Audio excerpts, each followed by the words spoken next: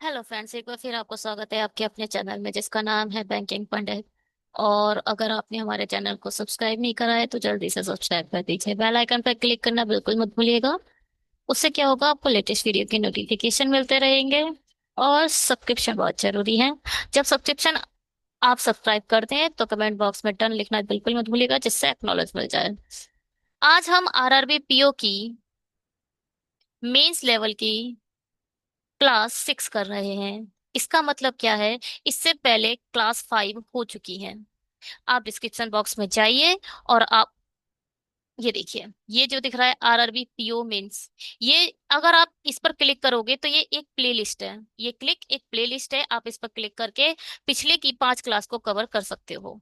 ये जो हमारी complete reasoning for the beginners या फिर आरआरबी क्लर्क लेवल आप बोल सकते हो, इसमें भी हमने क्लास 5 तक कंप्लीट कर लिया है। और यहाँ पर एक नई प्लेलिस्ट ऐड करेंगे जिसमें हम डालेंगे आरआरबी क्लर्क मेंस, उसकी भी हमने क्लास 6 कवर कर ली है। अब हमने क्लास 6 तक आरआरबी क्लर्क कवर कर लिया था और क्लास 5 तक ये कवर कर लिया था। अब हम कंटिन्यू 7 डेज पढ़ेंगे आरआरबी पीओ मेंस। ठीक है।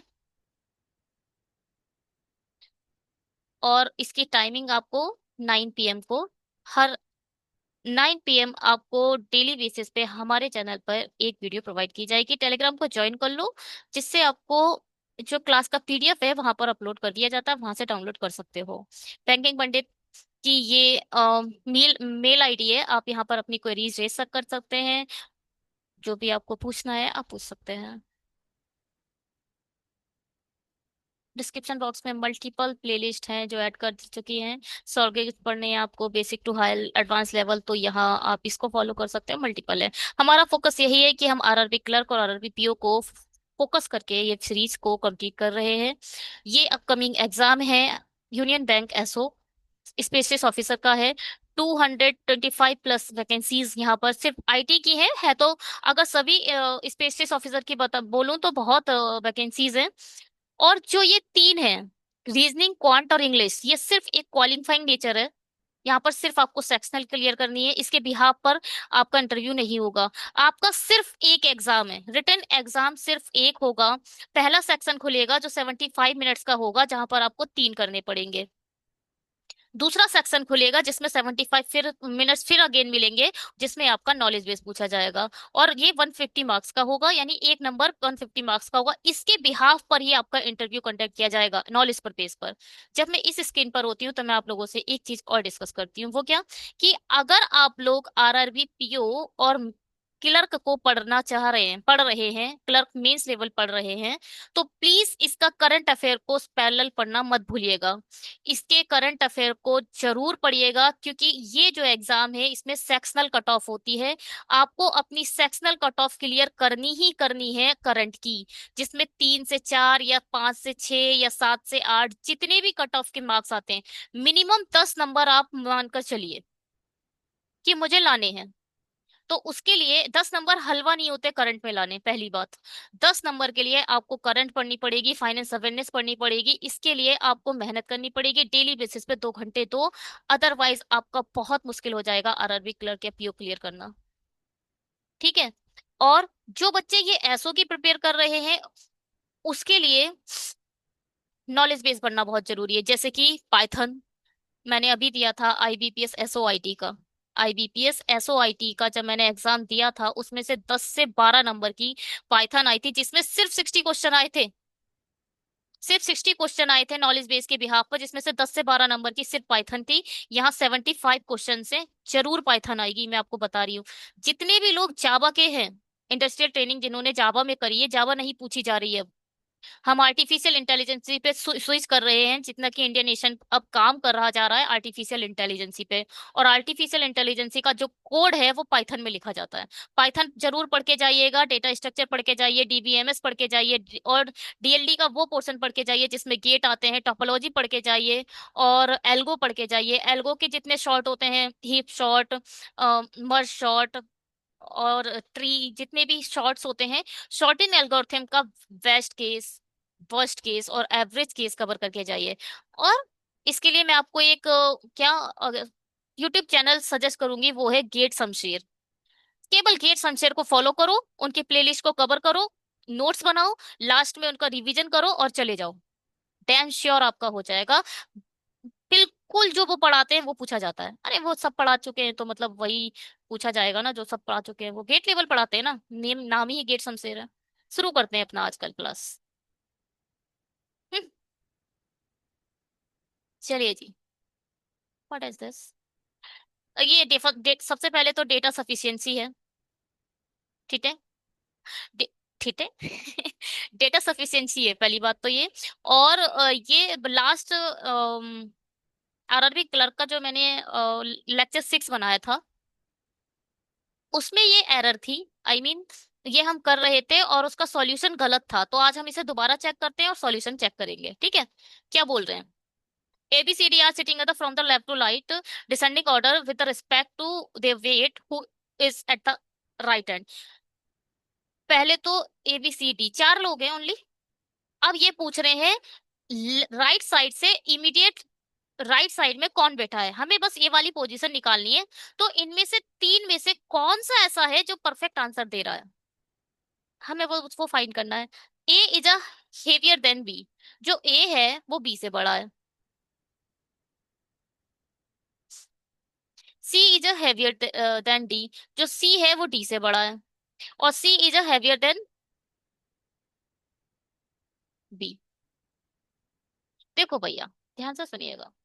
आप यहाँ लिख सकते हो कि ए बी से भी बड़ा है। सी डी और बी से तो बड़ा बड़ा है ही है, और किसी से हो या ना हो। तो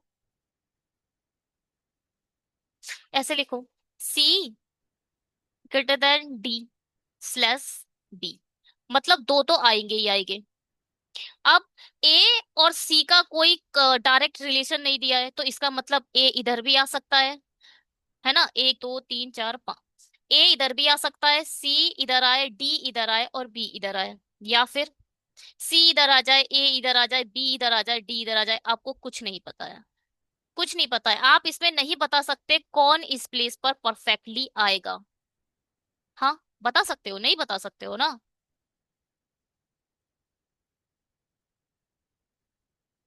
तो क्या चेक करेंगे अब? इसमें इसमें डेटा क्या है? इनसफिशियंट है। इसका इनसफिशियंट डेटा ही सॉल्यूशन होगा। आगे चेक करते हैं इसका आंसर। डेटा इनसफिशियंट, ठीक है। इसे बनाते हैं। के is the sister of H. जो के है वो सिस्टर है। हाँ, इसमें एक चीज और देख लीजिए। जो माइनस है वो रिप्रेजेंट करेगा फीमेल को, जो प्लस है वो रिप्रेजेंट करेगा मेल को, और जो इक्वल का साइन है वो रिप्रेजेंट करेगा मैरिड कपल को। ठीक। और जो सिंगल साइन है वो रिप्रेजेंट करेगा किसको? सिबलिंग्स को। मतलब भाई बहन के रिश्ते को आप सिर्फ डैश से रिप्रेजेंट करोगे। के सिस्टर है ना एच की, तो सिंगल लाइन आएगी। अगर मैरिड कपल होंगे तो डबल लाइन आ जाएगी। K is the sister of H, I is the son of G. जो आई है वो क्या है?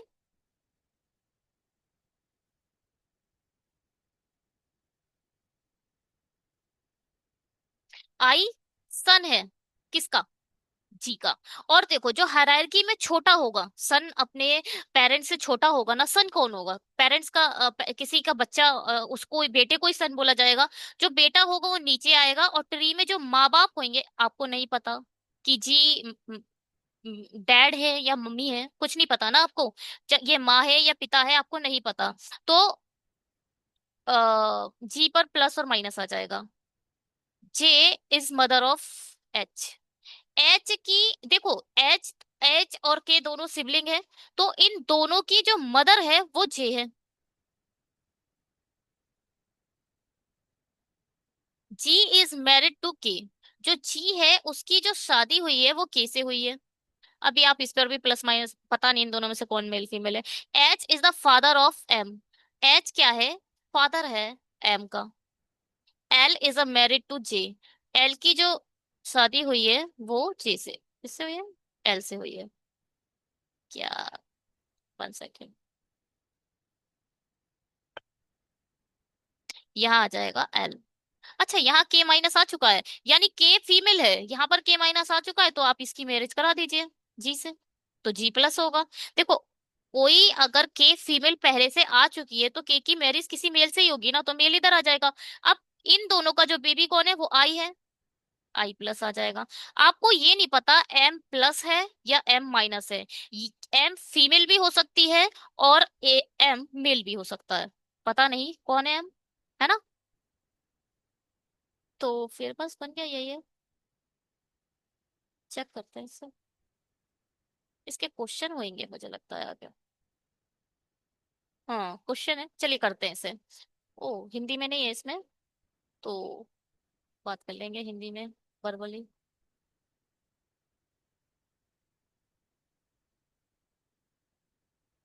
कलर चेंज कर लेते हैं।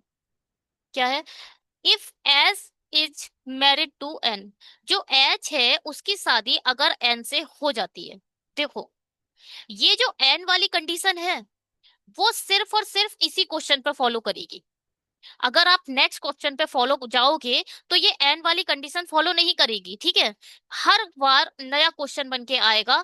जो ये ब्लू से बना हुआ ट्री है वो हर किसी क्वेश्चन पे फॉलो करेगा, मगर एन वाला हर किसी पर फॉलो नहीं करेगा। ये पर्टिकुलर इस क्वेश्चन के लिए है। H is married to N, H की शादी एन से हुई है, then N is related to. तो एन के से किस प्रकार रिलेटेड है ये बताइए। एन के से क्या है, भाई की वाइफ है, सिस्टर इन लॉ, भाभी है के की, ठीक है।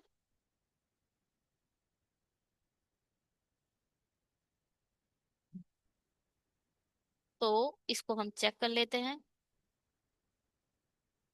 सॉरी, ये प्लस लेना है।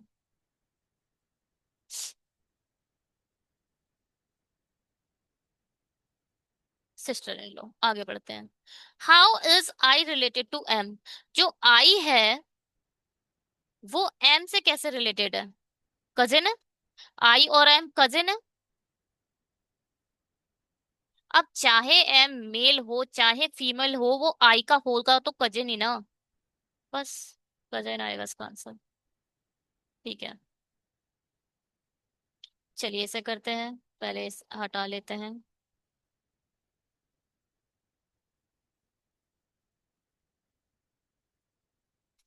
How is L related to G, जो एल है, पहले तो एल प्लस होगा। एल जी से कैसे रिलेटेड है, देखो जी की वाइफ के पिता है एल, जी की वाइफ का फादर एल है, तो कौन होगा, father in law, father in law होगा ना। चेक करो, जो भी होगा।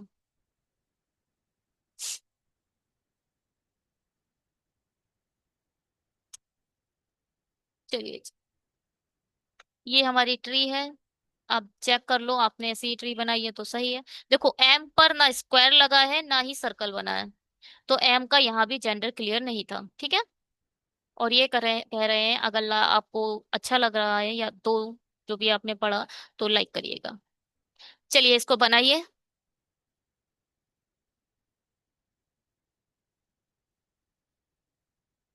बनाते हैं इसे। A B C D E F G I 9 मंदिर है, सी बी के पूरब में है। ये होता है उत्तर, ये होता है दक्षिण, ये होता है पूरब, और ये होता है पश्चिम, या नॉर्थ, साउथ, ईस्ट, वेस्ट। ठीक है, 1 मिनट रुकिए।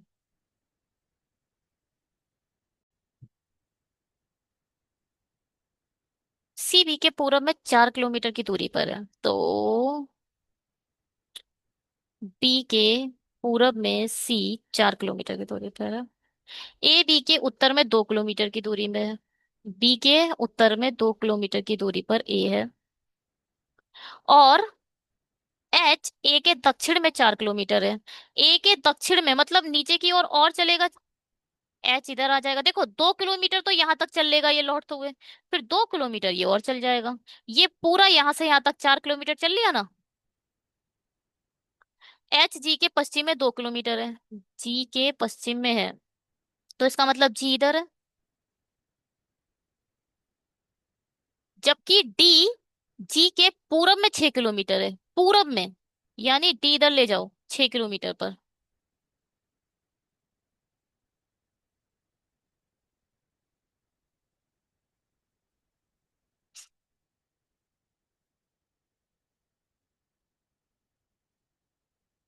क्या करा है भाई? जी एच के पश्चिम में 2 किलोमीटर दूरी पर है, तो ये गलत लिख दिया मैंने, ये वाला। पश्चिम इधर आएगा ना, वेस्ट में है, तो दो छोड़कर यहाँ आएगा जी। जबकि डी जी के पूरब में 6 किलोमीटर, दो ये चल चुका है, चार ये चल जाएगा, यानी ये इसके सामने आएगा। कौन? डी। और एफ जी के उत्तर में 4 किलोमीटर की दूरी पर है। जी के उत्तर में ये दो है, ये चार है, कुल मिला के यहां पर आएगा आपका एफ। आई जो बी और सी के ठीक बीच में बैठा है, बी और सी के ठीक बीच में, यानी यहां पर बैठा है आई, ठीक बीच में बैठा है। जबकि ई जो एच और डी के ठीक बीच, यानी यहां बैठा है आपका कौन? डी। इन दो, ये दोनों एक दूसरे के सामने बैठे हैं। ध्यान से सुनना एक चीज, थोड़ा ये हम पतला कर लेते हैं, कलर हम चेंज कर लेते हैं, और इसे हम इरेज करते हैं। ये आई बिल्कुल मिड में बैठा है, इसका मतलब दो इधर होगा और दो इधर होगा, और ये पूरा यहां से यहां तक चार होगा। ऐसे ही दो ये होगा, दो ये होगा, और पूरा यहां से लेके यहां तक चार होगा। ये क्या है? ई बैठा है, ये ना कि डी। ये ई है, ये है आपका ई। ठीक है, तो ये क्या लाइन बनी है, इस लाइन को हटा दो। यहां से लेके यहां तक ये चार है, तो इसका मतलब ये भी चार है। ये दो है, ये चार है, यहां से लेके ये पूरा छह हो जाएगा। ये जी है, जी जो कि बहुत ही बेकार तरीके से छुपा बैठा है। ये है आपका जी।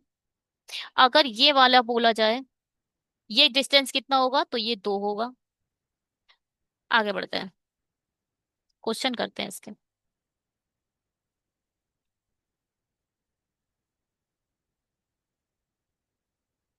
हम्म, थोड़ा थिक ही कर लेते हैं। कलर रेड हो चुका है, ब्लू, ब्लू ले लेते हैं, चलिए। What is the distance between temple E and the temple G? E कहाँ है? ई है ये। और जी कहाँ है? जी है ये। तो ई और जी के बीच में जो डिस्टेंस है वो कितना है? What is the distance between temple E and जी?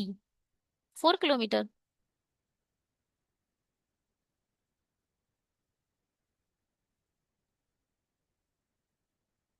है ना?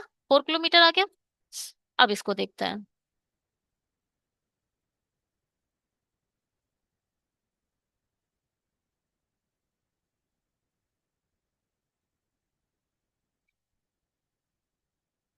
मंदिर ई और आई के बीच की दूरी, आई ये है, ई ये है, इन दोनों के बीच की दूरी वही होगी जो ये है, 2 किलोमीटर। है ना?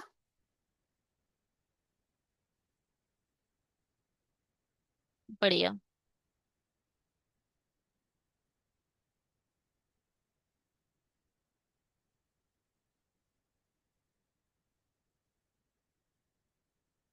What is the shortest possible distance between B and E? B किधर है? बी इधर है, ई इधर है।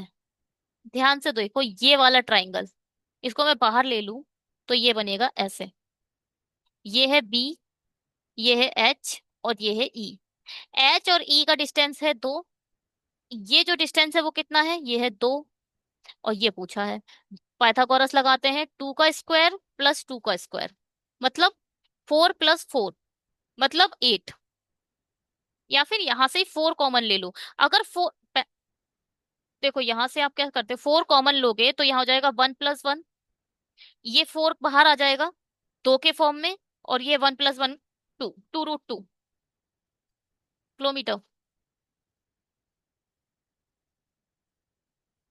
बढ़िया जी। हटा देते हैं इसे, 1 सेकेंड। ठीक है, ये है आपका एक्चुअल ड्रॉ जो आपने करा है। ठीक है, आगे बढ़ते हैं। चलिए बताइए कैसे होगा।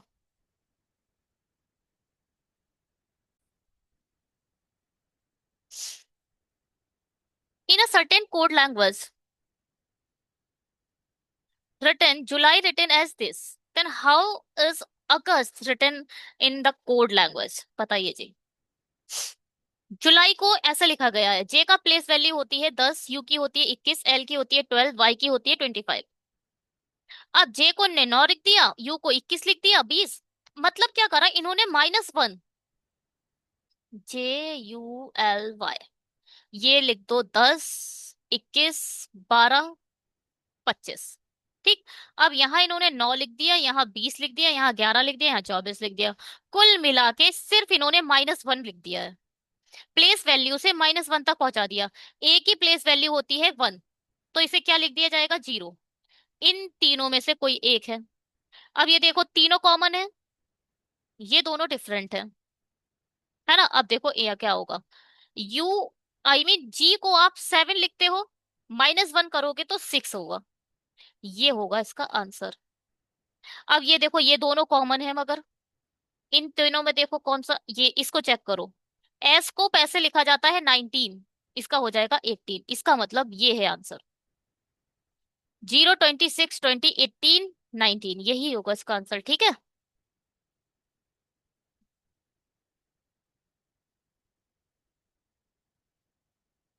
ठीक है।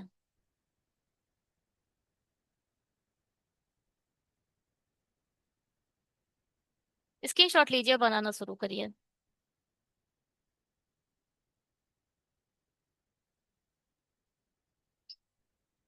8 पर्सन है, डिफरेंट डिफरेंट ईयर्स में बर्थ हुआ है, but not necessary in the same order. T is a 20 year old. Base value क्या है, 2020। अच्छा, जो एज काउंटिंग की जाएगी वो 2022 पर बिहाफ की जाएगी, तो वही पहले लिख लेते हैं। 1953 और 58, 63, 68, 73, 82, 87, 93।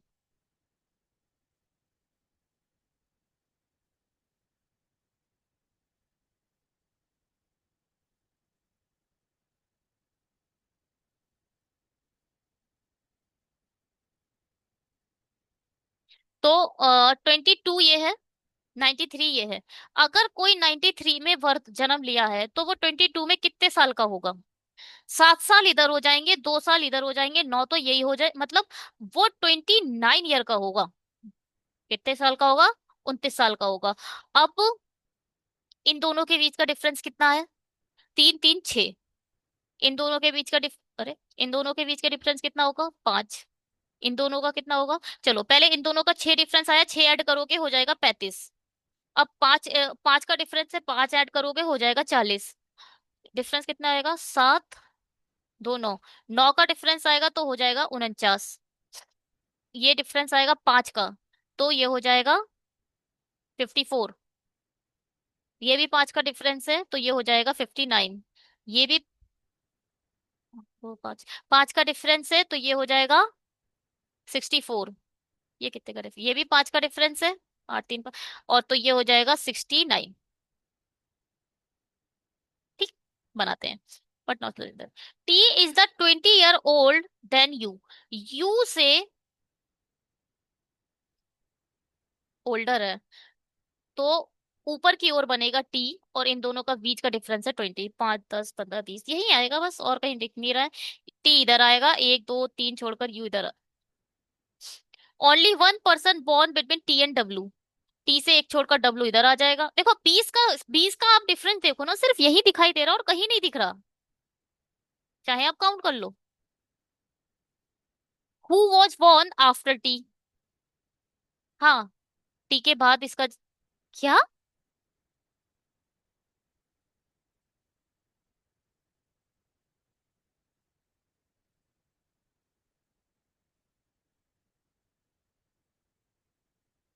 हाँ, ऑब्वियस है, टी के बाद ही जन्म लेगा ना। अरे टी 69 का है और डब्ल्यू 59 का है, इसका मतलब टी के बाद जन्म लिया है, टी से छोटा है। मेरे थोड़ा कंफ्यूजन का बढ़ गया था। ठीक है। What is this? ठीक है। 2 person born between P and W. देखो डब्लू से नीचे की ओर ही बढ़ोगे, ऊपर के तरफ तो 2% छोड़ के आप पी, एक दो छोड़कर पी कहाँ रखोगे, नहीं रख पाओगे। एक दो छोड़कर पी डेफिनेटली इधर ही आएगा। Age difference between B and P is a 5 years। P और वी का जो एज डिफरेंस है वो 5 साल का है, तो आप देखो पी इधर है, वी अगर इधर आएगा तो ही इन दोनों का जो डिफरेंस है वो 5 साल का होगा, अदरवाइज होगा ही नहीं। और कहीं रखोगे तो डिफरेंस बढ़ जाएगा। बी को आपको यहीं रखना पड़ेगा। Q was born immediately after T. T के इमीडिएटली बाद में क्यू का जन्म हुआ है। Only 1 person was born between S and Q. यानी एस इधर आ जाएगा, एस और क्यू के बीच में सिर्फ एक इंसान का जन्म हुआ है, तो भैया एस, सिर्फ एक बंदा यही ये तो है, एस इधर आ गया। और जो बचा उसे लिख दो, P Q R S T U P W. P Q R बचा, आर इधर आ जाएगा। Puzzle solve. चेक करते हैं। T Q W S U P V R बिल्कुल ठीक बना है। कोई प्रॉब्लम।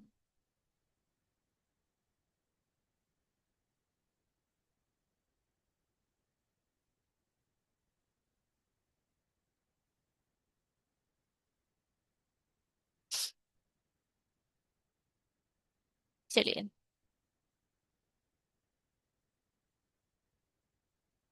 बनाते हैं इसे। देखो ये है एक, क्या, मैथमेटिकल इनइक्वालिटी। मैथमेटिकल इनइक्वालिटी के बेस्ड पर अगर आप जाओगे, कौन सा, जो हमने लेक्चर बनाए हैं कौन से, complete reasoning for the beginners, अभी जो चल रहा है उसकी क्लास 5 तक हम कवर कर चुके हैं। उसका क्लास 2, जो क्लास 2 है वो मैथमेटिकल इनइक्वालिटी के बेस पर ही है, जहां हमने लॉकिंग सिस्टम को बहुत अच्छे से समझा है, इधर और भी समझा है, थ्री साइन अवेलेबिलिटी को भी समझा है। और सभी जो कंसेप्ट मैथमेटिकल इनइक्वालिटी में आते हैं हमने पूरे 1 घंटे में कवर करे हैं अप्रोक्स। तो आप उसको जरूर फॉलो करिएगा, उसका लिंक डिस्क्रिप्शन बॉक्स में प्रोवाइड कर दिया गया है। आप प्लेलिस्ट में जाइए, क्लास 2 को देखिए, आपकी मैथमेटिकल इनइक्वालिटी पे बहुत अच्छे कंसेप्ट हो जाएंगे। आपको एम से हो जाना है। एम से पी गए आप, या एम से एस तो बढ़ नहीं पा रहे हो, खत्म। एम से पी के बाद जा रहे हो, और पी पहले तो इसमें ये देखो कि आप ये बताओ मुझे कितनी इक्वेशन है। एक इक्वेशन ये है, दूसरी ये है, तीसरी ये है, और चौथी ये, मतलब 4 इक्वेशन है। ये सब एक दूसरे के साथ जुड़े नहीं है। 4 इक्वेशन गिवन है इसमें। ठीक है। इन इक्वेशन पे भी काम करना हमने उस वीडियो में बहुत अच्छे से सीखा है। आप एम से ओ चले तो एम से पी नहीं जा, एम से पी गए और पी के बाद कहीं नहीं जा पा रहे हो, यहाँ पर एम लॉक हो रहा है, ये तो गलत। एस से पी चलकर देखो। एस से देखो, एस से पी के बीच में आपको जितने भी ट्रेवर्स आएंगे उन सब के बीच में आपको ग्रेटर देन इक्वल टू चाहिए। अब एस से बी गए, आपको ग्रेटर देन इक्वल टू नहीं मिला। एस से एम गए, आपको ग्रेटर देन इक्वल टू नहीं मिला, मतलब ये पॉसिबल ही नहीं है। अब एस से एम चल के देखो, एस से एम भी नहीं चल पा रहे हो, ये यहाँ कुछ फॉलो नहीं कर रहा है। ये है, if neither conclusion one nor two nor three follows, कितना अलग से दिया है ना ये वाला। कई टाइम, बहुत सारा टाइम तो ये निकल ढूंढने में निकल जाएगा कि भाई सॉल्यूशन कौन सा है। साफ साफ लिख देते नन ऑफ दीज ना। मेहनत करने का बहुत शौक है बैंकिंग एग्जामिनेशन को। चलिए ये है निदर। हम्म। पी से वी चलना है। पी से एच गए, एच से एस गए, और एस से वी गए, ध्यान से देखो। पी से आप एच गए, फिर एच से आप एस गए, और एस से आप बी गए। जब आप पी से वी तक ट्रेवर्स करोगे तो हर बार या तो आपको ग्रेटर देन इक्वल टू मिले, या फिर सिर्फ इक्वल टू मिले, ये दोनों एक्सेप्टेबल है, इसके अलावा दूसरा तीसरा कोई भी साइन नहीं होना चाहिए। मगर हमें इन दोनों में दोनों मिल रहे हैं, इसका मतलब ये प्रूफ हो रहा है। अब डी से एच चलो, डी ग्रेटर देन एच है, इसको उल्टा करके लिख लो। डी से वी गए, और वी ब्लॉक हो गया। वी से आप आगे बढ़ नहीं पा रहे हो, ओनली वन इज फॉलोज, है ना। वी तो लॉक हो चुका है, इसलिए ओनली वन फॉलोज।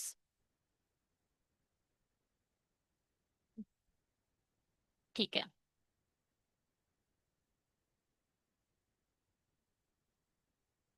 पी से डब्ल्यू चलना है। पी कहाँ है? पी से क्यू जा रहे हो, और क्यू अपने आप को लॉक कर बैठा है।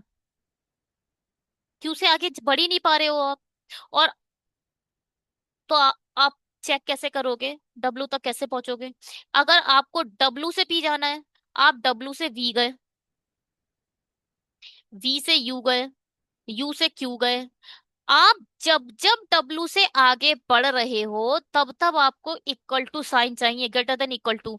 मगर यू से क्यू के बीच में आपको लेस देन साइन मिल गया, इधर ग्रेटर देन इक्वल टू होना चाहिए था, सिर्फ ग्रेटर देन मिला। इसलिए ये यहीं पर गलत हो गया। वैसे तो पी अपने आप को लॉक करके बैठा है, पी तक आप कोई पहुंच ही नहीं सकता, तो डब्लू से पी भी नहीं पहुंच पाओगे। मगर आप यहाँ ध्यान से देखना, पी से डब्लू है, और मैं इसको अगर उल्टा करके लिख दूं, क्या है? P less than equal to W है। यहाँ आपको तीन साइन मिल रहे हैं, क्या? पहला साइन कौन सा मिल रहा है? P greater than W. दूसरा आपको मिल रहा है पी लेस देन डब्लू। और तीसरा आपको मिल रहा है पी इक्वल टू डब्लू। मतलब आपको तीनों साइन जो हमारी मैथमेटिकल इनइक्वालिटीज में होते हैं, वो तीनों साइन मिल रहे हैं। इसको बोला जाता है थ्री साइन अवेलेबिलिटी। तो थ्री साइन अवेलेबिलिटी के बेस पर ये एक कंसेप्ट बनता है, ईदर वन और ईदर टू। ठीक है। इसके लिए क्या क्या होना चाहिए? पहले तो दोनों जो ऑब्जेक्ट और सब्जेक्ट प्रेडिकेट है वो सेम होने चाहिए। दोनों के दोनों जो कंक्लूजन है वो गलत होने चाहिए। और तीनों साइन अवेलेबल होना चाहिए, तब इस केस में बनता है ईदर वन और ईदर टू। चलिए जी, ये भी ईदर वन ईदर ईदर का कंसेप्ट हो गया। ठीक है। बहुत अच्छे से हमने कवर करा है अपनी उस वीडियो में, आप जाकर उसे कवर कर सकते हो, देख सकते हो।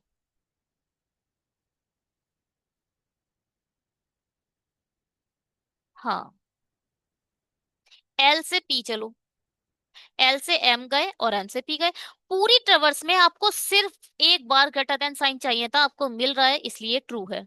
एम से क्यू चलो, एम से पी गए, पी से क्यू गए, बिल्कुल सही है। आपको यहाँ पर एक बार ग्रेटर देन साइन मिल रहा है, चाहिए था, आपको मिल रहा है। तो बोध, बोध इज ट्रू, या वन और टू दोनों अनुसरण करते हैं। ठीक है।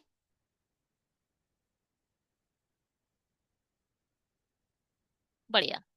चलिए स्क्रीनशॉट लीजिए। स्क्रीनशॉट लेने से पहले आप जाइए, वीडियो पॉज करिए और लाइक पे बटन पर क्लिक करिए, और अगर आपने अभी भी हमारे चैनल को सब्सक्राइब नहीं करा है तो कर देना चाहिए। स्क्रीनशॉट लीजिए। चलिए बनाते हैं इसे। नहीं, बनाने से पहले पीछे से हमें कुछ पढ़ना पड़ेगा इसके लिए।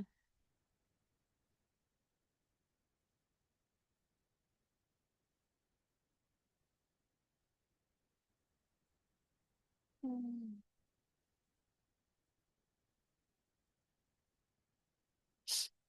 एक सेकंड रुक सकते हैं आप लोग?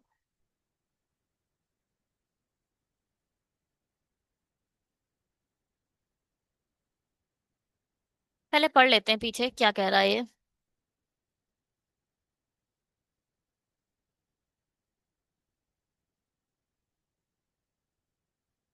हम्म, इसे हिंदी में बनाएंगे जो आठ अलग अलग लोग हैं, एक आयताकार मेज पर बैठे हैं, लेकिन जरूरी नहीं है इसी क्रम में हो। उनमें से चार मेज के मध्य में बाहर की ओर बैठे हैं, बाहर की ओर मुख करके बैठे हैं, यानी चार ऐसे आउटसाइड करके बैठे हैं जितने भी टेबल पर बैठे हैं, आई मीन साइड्स पर बैठे हैं। और उनमें से बाकी टेबल के कोनों पर अंदर की, और जो कोने पर बैठे हैं वो इनसाइड करके पे बैठे हैं। ठीक है, आगे बढ़ो, बनाते हैं सर।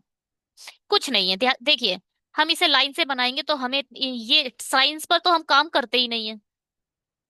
ये जो साइड्स पर बैठा है वो आउटसाइड देख रहा है, जो कॉर्नर पर बैठा है वो इनसाइड देख रहा है। कुल मिलाकर एक ऊपर देखेगा, एक नीचे देखेगा, एक ऊपर देखेगा, एक नीचे। हम इसको खोल लेंगे, हम कभी भी काम करते ही नहीं। हम यहाँ पे ये एक सीजर लेंगे और इसको एक थ्रेड में बदल देंगे। ठीक है, बदल दें। चलिए जी, बाद में बदलेंगे, पहले लिख लेते हैं। एफ सी के दाएं से दूसरे स्थान पर बैठा है, एफ सी के दाएं से दूसरे स्थान पर बैठा है, मतलब इन दोनों के बीच में एक इंसान है जो टेबल के छोटी तरफ बीच में बैठा है।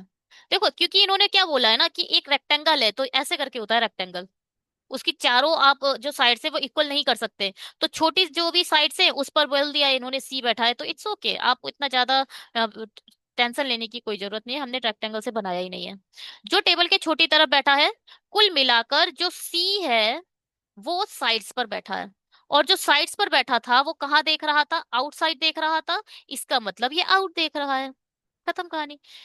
सी और वह जो एच के तुरंत दाएं बैठा है, एच एच के तुरंत दाएं जो भी बैठा है, के बीच में दो व्यक्ति हैं। इसके और सी के बीच में दो व्यक्ति हैं। ये व्यक्ति बोल रही हूं, जो एच के इमीडिएटली लेफ्ट में बैठा है, इमीडिएटली राइट में। ठीक है।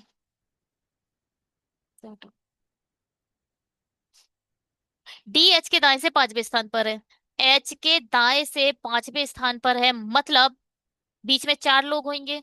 ये जो डायरेक्शन लिखने का आपको तरीका है, बहुत अच्छे से हमने कवर करा है क्लास थर्ड में। 1-1.5 घंटे की क्लास है वो, जहां पर सिर्फ हमने डायरेक्शन लिखना सीखा है, सर्कल को थ्रेड में कन्वर्ट करना सीखा है, कितने पेयरिंग सिस्टम होंगे जब 8 लोग बैठे होंगे। तो हमने बहुत अच्छे से उसमें डायरेक्शन को लिखना सीखा है। आपको क्लास थर्ड भी कंप्लीट कर लेनी चाहिए, और उसका लिंक डिस्क्रिप्शन बॉक्स में प्रोवाइड कर दिया गया है। कौन सा? Complete reasoning for beginners.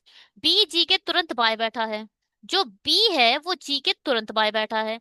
ना तो बी और ना ही ई, ना ही एफ ई के निकटतम है।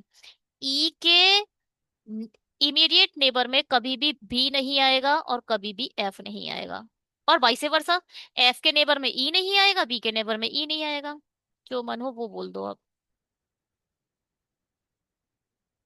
एक लाइन खींचते हैं, जो कि बहुत बुरी खींची है।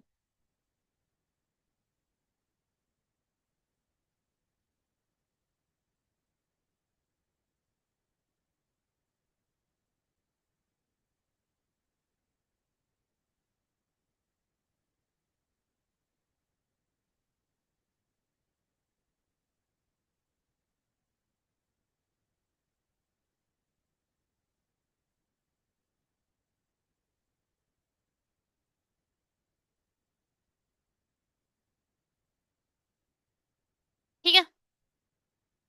एक ऊपर देख रहा है और एक नीचे देख रहा है, कुछ नहीं है हमारा, बस यही है। अब बनाते हैं, एच के राइट साइड में पहले डी को रख देते हैं।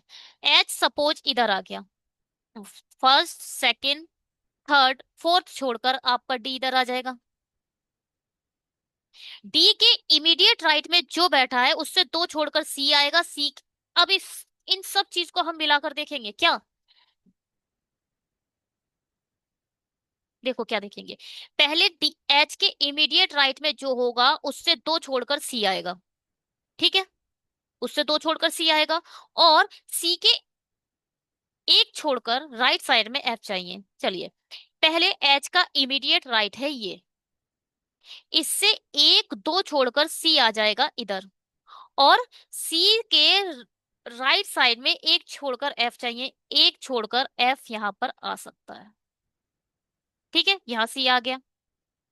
अगर हम ऐसा ना करते, सी हम इसके इससे एक दो छोड़कर आप यहां पर सी नहीं रख पा रहे हो, गलत हो जाता ना गलत। देखिए, ये इमीडिएट राइट में है, एक दो छोड़कर सी या तो यहां आ सकता था, एक दो छोड़कर या तो सी इधर आ सकता था। क्योंकि ये एक रेक्टेंगल है, ये एक थ्रेड नहीं है। तो ये जो है वो एक दूसरे के नेबर है। ये वाला पॉइंट और ये वाला पॉइंट एक दूसरे का नेबर है। तो अगर यहां से एक दो छोड़कर यहां भी तो सी आ सकता था, मगर नहीं आ पाएगा, यहाँ डी आ चुका है, तो गलत हो जाएगा, हटाओ। तो आपका सी सिर्फ और सिर्फ इधर आएगा, सी के राइट साइड में एक छोड़कर एफ इधर आएगा। अब यहां से क्या चीज निकलेगी? यहां से एक चीज बहुत अच्छे से हमें पता चल चुका है, जो ये है, ये वाला जो है, ये एक कॉर्नर है, ये भी एक कॉर्नर है, ये भी एक कॉर्नर है, और ये भी एक कॉर्नर है। जो कॉर्नर पे बैठा था वो कहाँ देख रहा है? वो इनसाइड, यानी जो नीचे की तरफ देख रहे हैं वो इनसाइड बैठे हुए देख रहे हैं, जो ऊपर की तरफ देख रहे हैं वो आउटसाइड देख रहे हैं। बस, सब कुछ पता चल जाता है लाइन से। अब क्या करना था? बी के इमीडिएट बी के इमीडिएट लेफ्ट में आपको आई मीन जी के इमीडिएट लेफ्ट में बी चाहिए।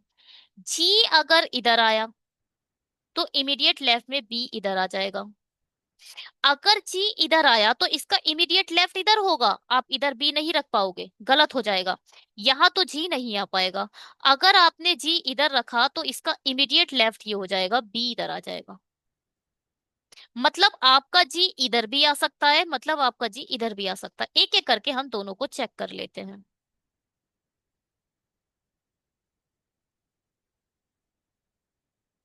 देखिए, अगर ये क्या था, ये एच है। अगर आपने जी इधर रखा तो इसका इमीडिएट लेफ्ट ये होगा, बी इधर आ जाएगा। अब आपका सिर्फ बचा ई। ओहो,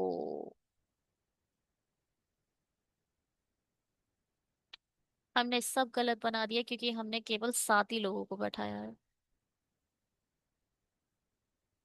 एक और बनाओ भैया। कहाँ देखेगा, ऊपर की ओर देखेगा। ये भी बैठेगा, 8 लोग नहीं तो सब गलत हो गया। सॉरी।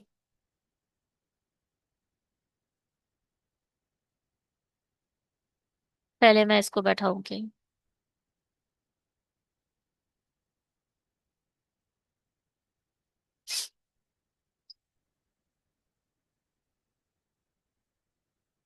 फिर से एक बार सब कुछ चेक करना पड़ेगा।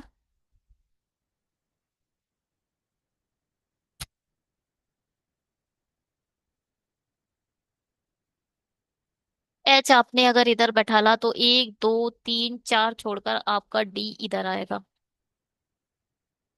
एच के इमीडिएट जो बंदा है उससे 1 2 छोड़कर सी इधर आ सकता है। 1 2 छोड़कर और सी इधर भी आ सकता है, दोनों तरफ सी आ सकता है। अगर यहाँ सी आया, यहाँ अगर सी आया तो एक छोड़कर एफ इधर आ जाएगा। अगर यहाँ सी आया तो एक छोड़कर एफ यहाँ नहीं आ पाएगा। देखो ध्यान से। देखो सी के लिए मुझे पता है कि 2 जगह है। हाँ, यहाँ पर है। इस अगर मेरा मैंने अब अगर नहीं, अब बैठा कर देखेंगे, मेरा सी मैंने इधर बैठा लिया तो सी से राइट साइड में एक छोड़कर एफ चाहिए मुझे। तो सी से राइट साइड में एक छोड़कर यहाँ पर एफ नहीं बैठा पा रहे, यहाँ तो एच बैठा हुआ है। तो इसका मतलब ये वाला सी गलत हो गया, आपको ये वाला सी लेना पड़ेगा बस। चलिए लेते हैं सही वाला सी।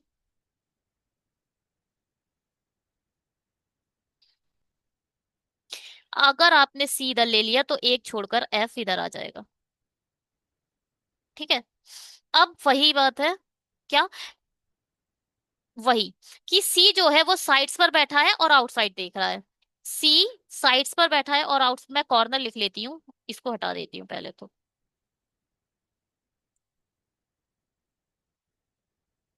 इसका मतलब ये कॉर्नर है, ये कॉर्नर है, ये कॉर्नर है और ये कॉर्नर है। जो नीचे की तरफ बैक देख रहे हैं वो आउटसाइड है, सॉरी वो इनसाइड होंगे जो नीचे की तरफ देखेंगे। ओके?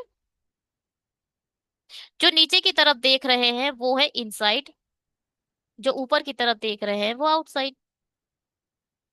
भैया सी की डायरेक्शन आउटसाइड है ना, तो सी ऊपर की तरफ देख रहा है तो ऊपर की तरफ आउटसाइड हो जाएगा। अब जी से बी वाला कंडीशन देखेंगे। अगर जी इधर आया तो बी इधर आएगा, इमीडिएट लेफ्ट में है। गलत। जी इधर आएगा तो बी इधर आएगा।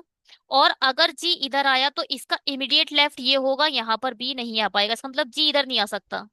अगर जी इधर आया तो इसका इमीडिएट लेफ्ट इधर होगा और बी, क्योंकि ये नीचे की तरफ देख रहा है।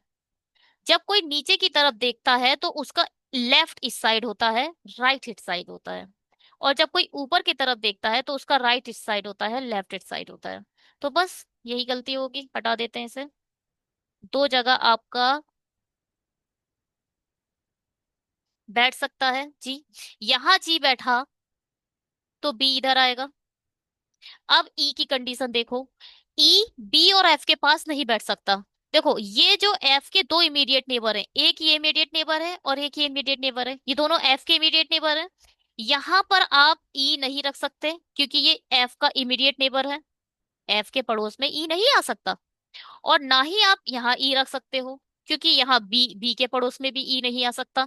इसका मतलब आपने जी गलत रखा है। जी हटाओ। सही है।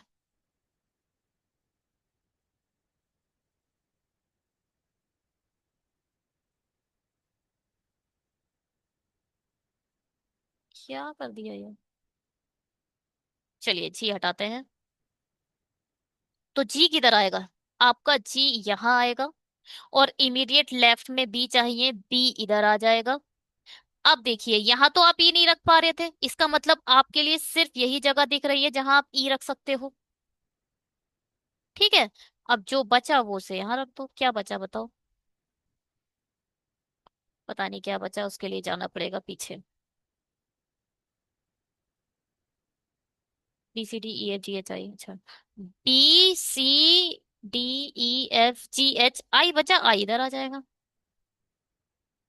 तो कॉर्नर पे कौन कौन बैठा है? आई, बी, ई और डी, है ना?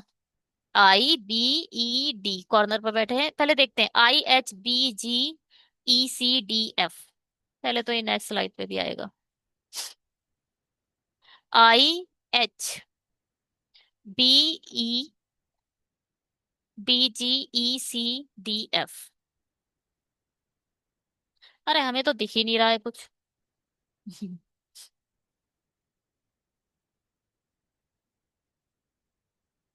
अब देखा?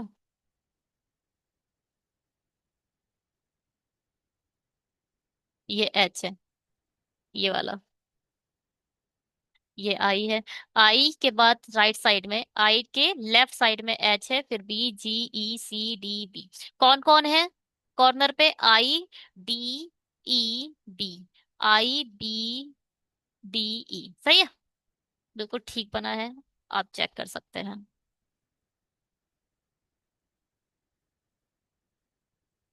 चलिए इसे बनाइए।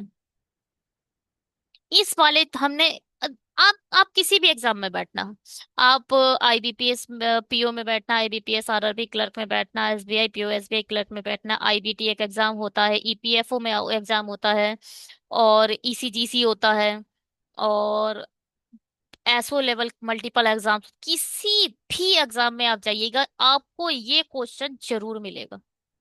और इस क्वेश्चन पर एक्सपर्टीज हमने लेने के लिए बनाई है क्लास 1। क्लास 1 जाइए, 45 मिनट्स की वो क्लास है।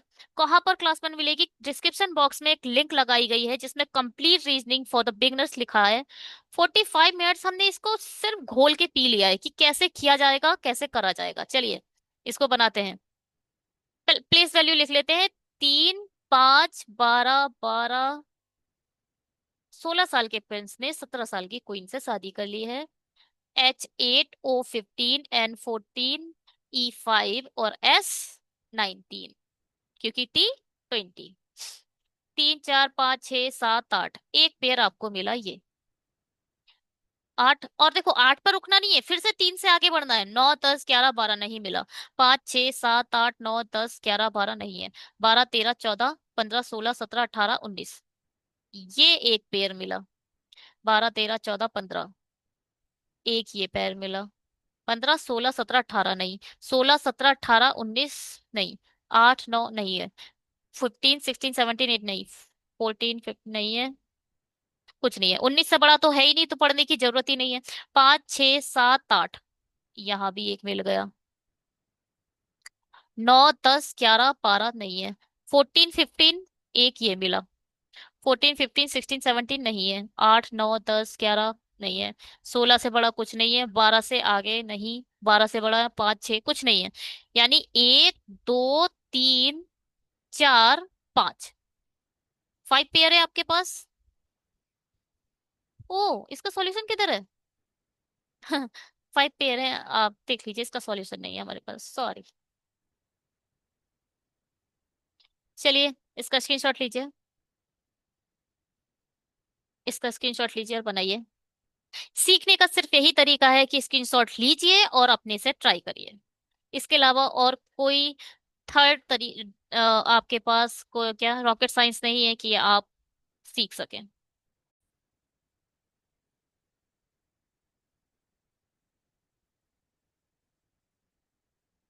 There are 9%, there are 3 married couples.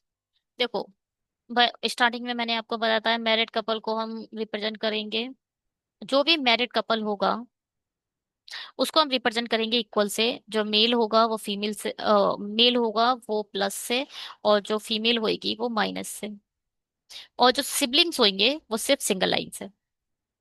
P is the niece of C. जो भी पी है वो नीस है सी की, मतलब प्लस माइनस सी, है ना। नीस भांजी को और भतीजी दोनों को नीस बोला जाता है। तो नीस है मतलब माइनस, सी का कोई भाई बहन है उसके लिए पी माइनस।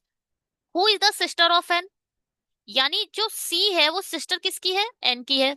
अब आप बोल रहे हैं आपने एन इधर क्यों नहीं लिखा, अरे हो सकता है कि ये लोग 3 भाई बहन हो सकता है एन इधर आ जाए तो भी तो सिस्टर होगी। बट आपको ये पता चल गया कि सी एक फीमेल है, बस इतना पता करने के लिए हमने यहाँ पर सी माइनस कर दिया।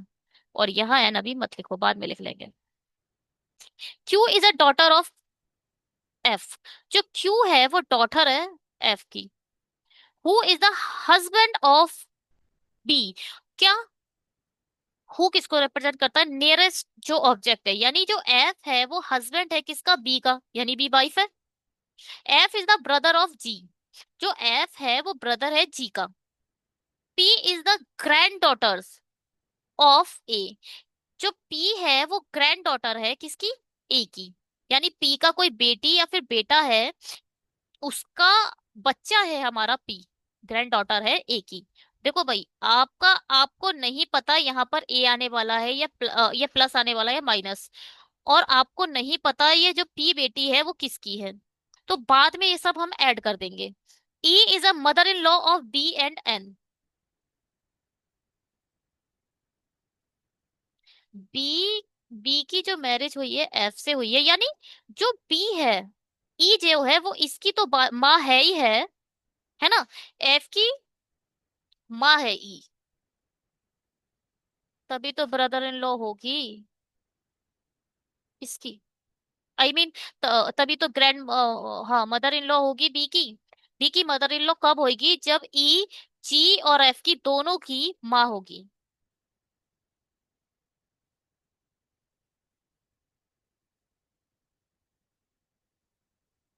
N is a father of, father to P. अब यहाँ पे पता चल गया, यहाँ पर आएगा एन, और क्या आएगा, फादर है तो प्लस आएगा, एन फादर है पी का।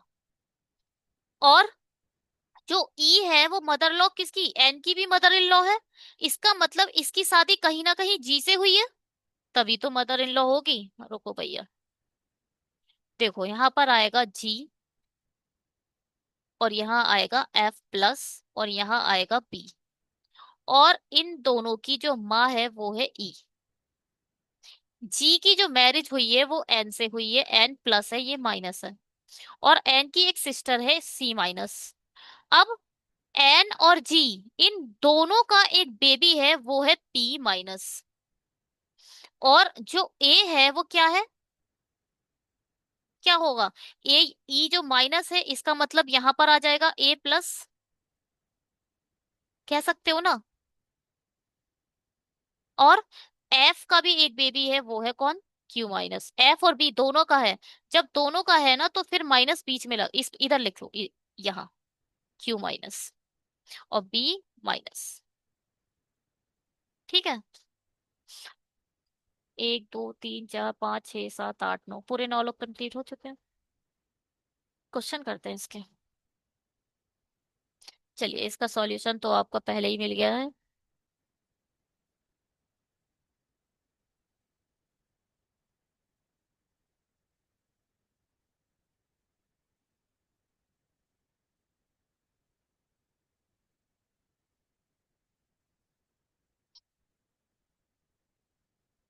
क्वेश्चन क्या करना, सॉल्यूशन है, आगे बढ़ते हैं इससे। स्लॉग्स की वीडियोस आपको अगर चाहिए बेसिक टू एडवांस, तो आप हमारे डिस्क्रिप्शन बॉक्स में जाकर देख सकते हो। बेसिक स्लॉग्स फिर पार्ट 1 पार्ट 2 पार्ट 3 करके हमने डाली है। आप जाकर देखो, डिस्क्रिप्शन बॉक्स में आपकी लिंक मिल जाएगी। 2-2 घंटे के वीडियोस हैं, बहुत अच्छे से हमने स्लॉग्स को कवर करा है, जहां हमने बेसिक टू एडवांस पढ़ा है। कुछ माउस कीबोर्ड है, जो कुछ माउस कीबोर्ड है, कोई भी कीबोर्ड गिटार नहीं है, कोई भी कीबोर्ड गिटार नहीं है। और सभी पीसी गिटार है, यानी सभी पीसी गिटार है। कुछ पीसी कीबोर्ड है। देखो भैया ध्यान से सुनना, यहाँ क्या लिखा है, कोई भी गिटार कभी भी के अंदर नहीं जा सकता, जबकि पूरे के पूरे पीसी जी के अंदर है। तो यानी पूरे के पूरे पीसी कभी भी के में नहीं जा सकते। गलत होगा, बिल्कुल गलत बात है। पीसी कभी भी कीबोर्ड में नहीं जा सकते, क्योंकि पूरे के पूरी पीसी आपके गिटार के अंदर है। कुछ माउस गिटार है। देखो, माउस और गिटार का आपको कोई रिलेशन दिखाई दे रहा है? नहीं दिख रहा है, गलत। कुछ पीसी माउस है, अरे ना, पीसी माउस के अंदर भी नहीं है, तो आपको नहीं दिख रहे। अगर बोले कुछ पीसी माउस हो सकते हैं, अगर यहाँ पॉसिबिलिटी होती तो ट्रू होती, मगर यहाँ पर कोई फॉलो नहीं कर रहा, इसका मतलब नन फॉलोस। ठीक है, इसका आंसर क्या आएगा? नन। इसको बनाते हैं। सब कॉपी आर पेन, कुछ कॉपी पेन है। Only a few pen are marker, only a few pen are marker. मैं जब भी इस वाले कंसेप्ट पर आती हूँ तो मैं आपसे 2-3 चीजें डिस्कस करती हूँ। पहली चीज क्या, पूरे के पूरे एम पी में जा सकते हैं, मगर कभी भी पूरे के पूरे पी एम में नहीं जाएंगे, क्योंकि इन्होंने बोल रखा है only a few pen are marker. ठीक है। दूसरी बात क्या, दूसरी बात यह है कि अगर पूरे के पूरे मार्कर पेन में आ भी गए, तो कुछ एरिया ऐसा होगा जो कभी भी मार्कर नहीं, पेन नहीं होगा। तो अगर मैं बोलूं कुछ पेन मार्कर नहीं है, तो ये एक डेफिनेट कंडीशन है। सब पेन आर नॉट मार्कर, ये एक डेफिनेट कंडीशन है, ट्रू होगी। डेफिनेट है। अगर पॉसिबिलिटी आएगी तो ये रॉन्ग हो जाएगी। अगर मैं बोलूं some pen are not marker is a possibility, तो ये गलत है, क्योंकि डेफिनेट ट्रू है ये वर्ड। जो भी डेफिनेट ट्रू होता है उसकी पॉसिबिलिटी रॉन्ग होती है। ठीक है। चलो, only a few pen are marker, only mark. अब ये ओनली का कंसेप्ट है। ओनली का कंसेप्ट क्या कहता है, इसे आप उल्टा पढ़ो, इसे आप सीधा नहीं, यहां लिख लो all. All sketch is marker, मतलब सारे के सारे जो स्केच हैं वो मार्कर है। और एक चीज इंपॉर्टेंट वो ये है कि यहाँ पर आप स्टार बना लीजिएगा। स्टार का मतलब ये है, ना तो कभी एस पी में जाएगा, ना वो सी में जाएगा, और ना कभी किसी को अपने में आने देगा। दूसरी बात सुनिए, ना एस कभी किसी में जाएगा और ना ही वो अपने में आने देगा, चाहे वो पॉसिबिलिटी ही क्यों ना हो। पॉसिबिलिटी भी इसमें फॉल्स होंगी।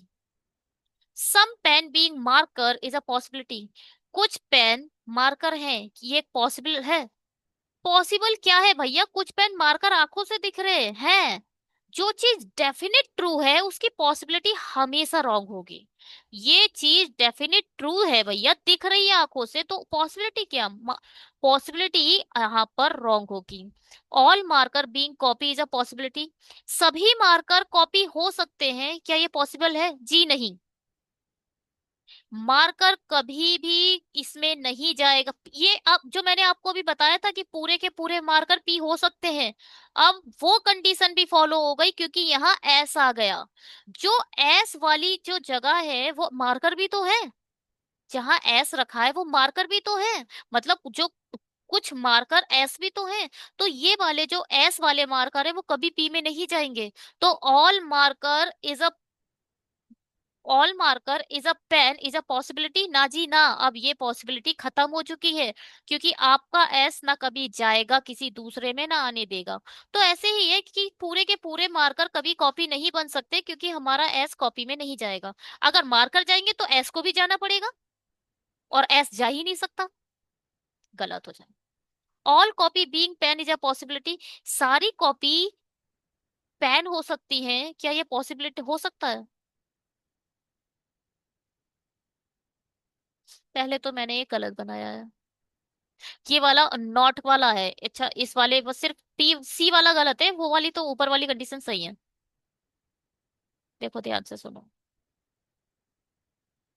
सी ऐसे बनेगा, और यहां पर कुछ ऐसे करके बनेगा।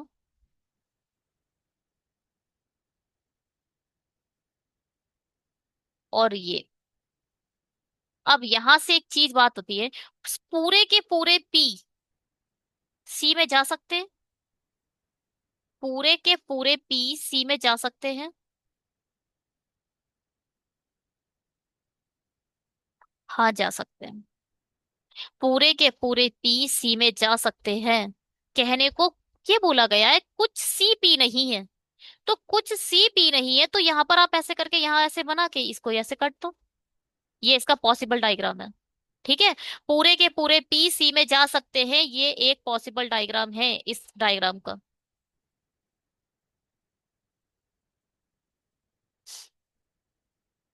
तो ये क्या है, all copy being pen is a possible, सारी की सारी कॉपी पेन बन सकती है जी नहीं।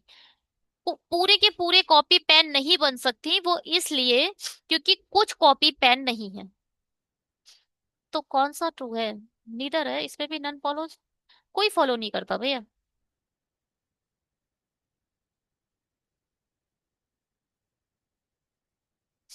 हम्म। केवल पिता भाई है, वही। ऑल भाई इज अ फादर। ओनली वाला आ गया ना। सभी भाई, यहाँ पर उल्टा पढ़ो, यहाँ लिख लो सभी। सभी भाई पिता हैं। तो सभी भाई, पहले तो ऐसे बनाओ, भाई को पे लगाओ स्टार। पिता है। ना तो भाई दूसरे में जाएगा और ना अपने में किसी को आने देगा। कुछ पिता माता है। कुछ पिता माता है। कुछ माता पुत्र है। कुछ माता पुत्र है। कुछ पुत्र पिता है।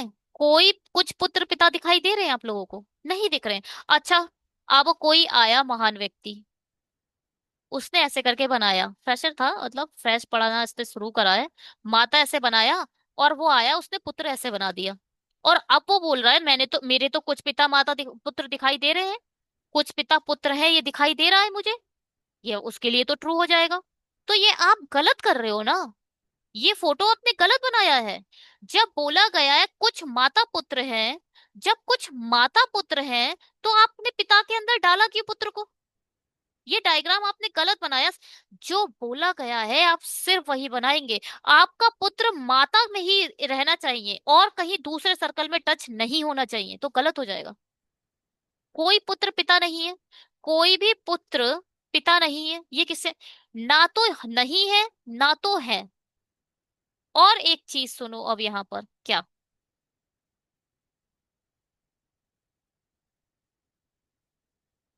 कुछ ए बी है,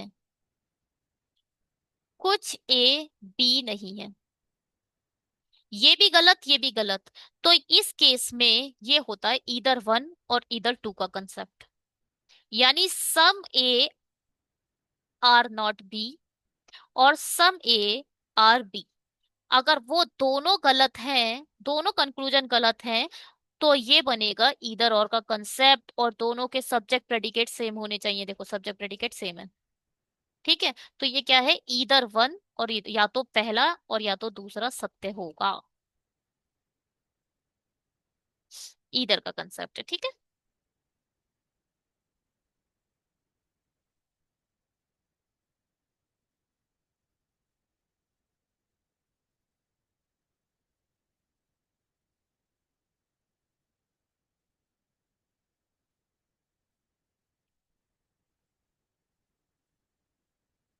1 मिनट रुकिए।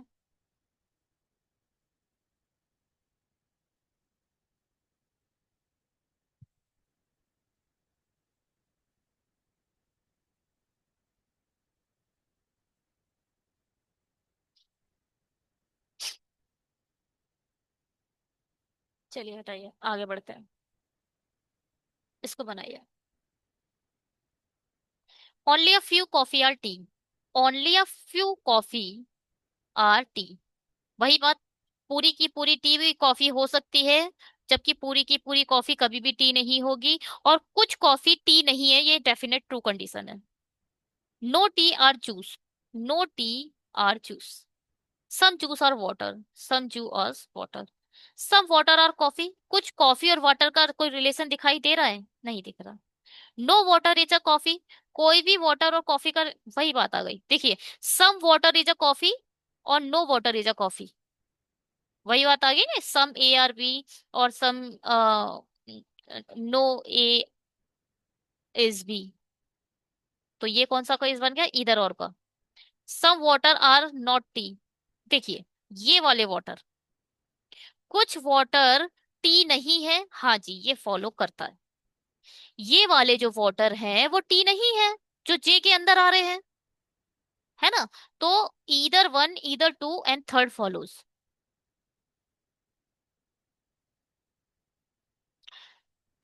अगर आपको स्लोगेज्म पढ़ने हैं तो आप डिस्क्रिप्शन बॉक्स में जाकर देख सकते हैं, वहां पर हमने स्लोगेज्म को बहुत अच्छे से कवर कर रखा है। सारी लिंक दिखाई देंगी आपको डिस्क्रिप्शन बॉक्स में देखने पर। और आपके वो सजेशन आइकन में भी आपको वो प्लेलिस्ट ऐड कर दी जाएगी। जो आई का आइकन आ रहा होगा ना ऊपर, आई का आइकन यहाँ पर आता है ना बार बार, उसमें भी सजेस्टेड आइकन में भी मिलेगा। स्क्रीनशॉट लीजिए और बनाइए, स्क्रीनशॉट लीजिए और बनाइए। हम इसे बनाते हैं।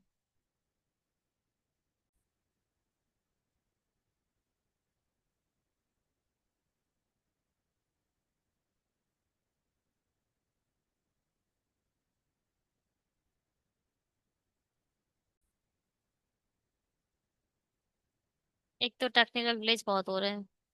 1 सेकेंड।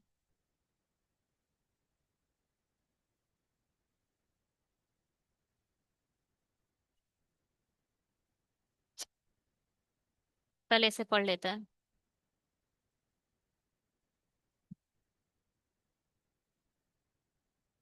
नहीं, इससे पहले वाले जो भी था उसे हमने किस में बनाया था, इसे हिंदी में बनाते हैं।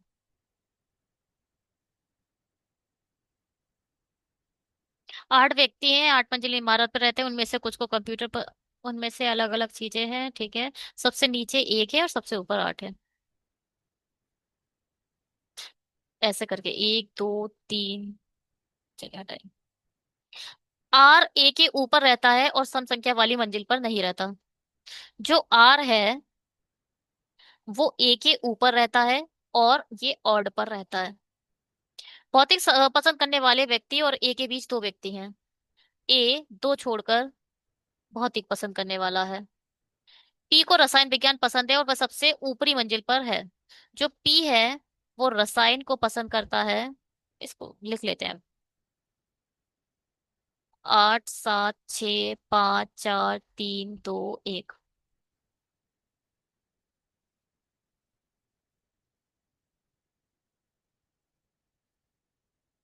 तो यहाँ आएगा रसायन और यहाँ आएगा पी। एस जिस मंजिल पर रहता है और इतिहास पसंद करने वाले व्यक्ति के बीच 3 मंजिल है। एस 3 छोड़कर आएगा इतिहास। इसको हमने रख दिया। एस के नीचे केवल 2 व्यक्ति हैं, एस के नीचे केवल 1 2, यानी एस इधर आएगा, है ना? अब एस से 3 छोड़कर इतिहास, 1 2 3 छोड़कर इतिहास इधर आ जाएगा। अब इतिहास नीचे की तरफ तो रख नहीं सकते, नीचे की तरफ 3 व्यक्ति कहाँ आ पाएंगे, ऊपर की तरफ ही जाना पड़ेगा आपको। क्यू विषम संख्या वाली मंजिल पर रहता है और गणित पसंद करता है। जो क्यू है वो पहले तो गणित पसंद करता है और ऑड पर रहता है। जीव पसंद करने वाले, जीव विज्ञान पसंद करने वाले और गणित पसंद करने वाले के बीच 3 व्यक्ति हैं। गणित, 3 जीव।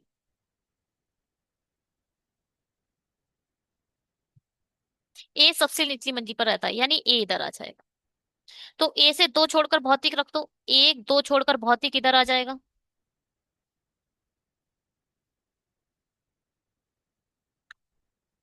अर्थशास्त्र पसंद करने वाले और आर के बीच में 4 व्यक्ति रहते हैं। जो भी अर्थशास्त्र पसंद करता है उससे 4 छोड़कर आर आएगा। ना तो डी ना ही एस को भौतिक और कंप्यूटर पसंद है। ना तो डी और ना ही एस, इन दोनों में से किसी को भी भौतिकी और कंप्यूटर नहीं पसंद। भौतिक मतलब फिजिक्स होता है। भूगोल पसंद करने वाले व्यक्ति और कंप्यूटर पसंद करने वाले व्यक्ति के मध्य दो मंजिल है। जो भी भूगोल पसंद करता है, भूगोल और कंप्यूटर पसंद करने वाले तीन मध्य, उससे तीन छोड़कर आ जाएगा कंप्यूटर। सी क्यू के ऊपर है, जो भी सी है वो क्यू के ऊपर कहीं पर है।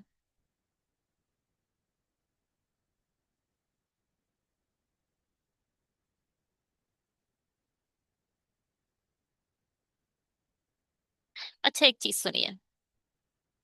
क्या?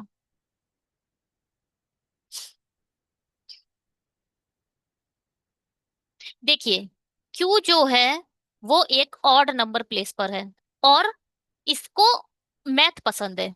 आप क्यू यहाँ रख सकते हो, मगर मैथ की तरह ही की गलत हो जाएगा। ऑड क्या क्या है? ये ऑड है, ये ऑड है, ये ऑड है, और ये ऑड है। आप क्यू यहाँ रख सकते हो, मैथ और गणित इधर आ सकता है।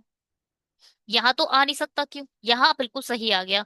यहाँ आप क्यों रख नहीं पा रहे हो? क्योंकि एस आ चुका है। यहाँ क्यों या नहीं रख पा रहे हो? क्योंकि एस आ चुका है। तो एक ही जगह दिखाई दे रही है क्यू को रखने के लिए आपको। क्यू सिर्फ और सिर्फ इधर आएगा और अपनी गणित के साथ आएगा। आर ऑड पर है और ए के ऊपर है। एक ही ऑड प्लेस दिखाई दे, ओहो मैंने सब कुछ बेकार कर दिया। आर इधर आएगा, रसायन इधर कर देते हैं, सॉरी। हाँ, पी और रसायन की कहानी को गलत कर दिया हमने, तो इसको हम हटाते हैं। पी इधर कर देते हैं, रसायन इधर कर देते हैं। देखो, आर ऑड पर बोल रहा है तो ऑड प्लेस सिर्फ यही दिखाई दे रहा है, सेवन ही ब्लैंक बचा है और सब भर चुके हैं। ऑड के प्लेस है ना, फाइव ऑड है, थ्री ऑड है, वन ऑड है, तो सब भर चुके हैं, तो खत्म। अब आर से चार छोड़कर आपको इकोनॉमी रखनी है, एक दो तीन चार छोड़कर यहाँ आ जाएगा अर्थशास्त्र।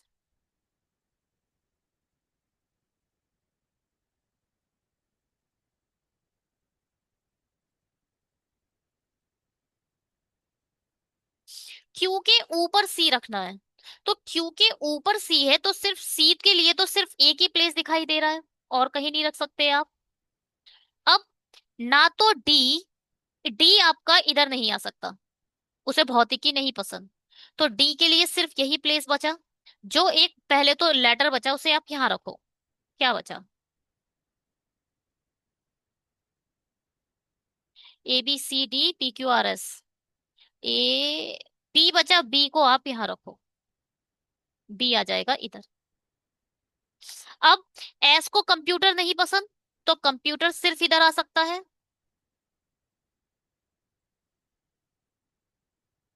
ए को भी तो, ए पर भी तो आ सकता है कंप्यूटर।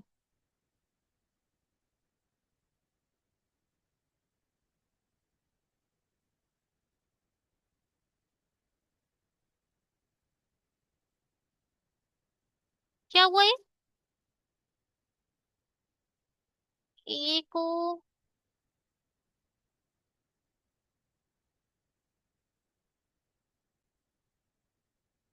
1 सेकेंड, मुझे लग रहा है मैंने कुछ छोड़ दिया रीड करने के लिए। कंप्यूटर के लिए तो भैया आप, 1 मिनट, हाँ। आर ए के ऊपर रहता है और सबसे केवल एलजी पर रहता है, ठीक है। बहुत ही पसंद करने वाले व्यक्ति और ए के बीच में दो व्यक्ति हैं। पी को रसायन विज्ञान पसंद है, वो ऊपरी मंजिल पर रहता है। एच इस मंजिल पर रहता है और इतिहास पसंद करने वाले व्यक्ति तीन, ठीक है। एस के नीचे केवल दो व्यक्ति हैं। क्यू विषम संख्या वाली मंजिल पर रहता है और गणित पसंद करता है। जी विज्ञान पसंद करने वाले और गणित पसंद करने वाले के तीन व्यक्ति हैं। आप यहाँ पर एक दो तीन जीव इधर आ जाएगा, है ना।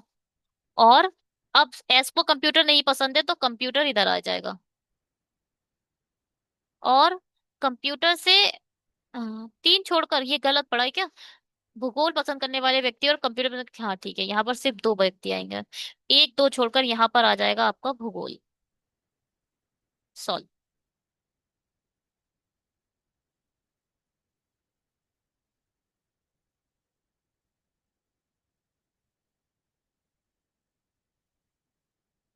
ये रेस करना पड़ रहा है क्योंकि हमें सॉल्यूशन देखना है।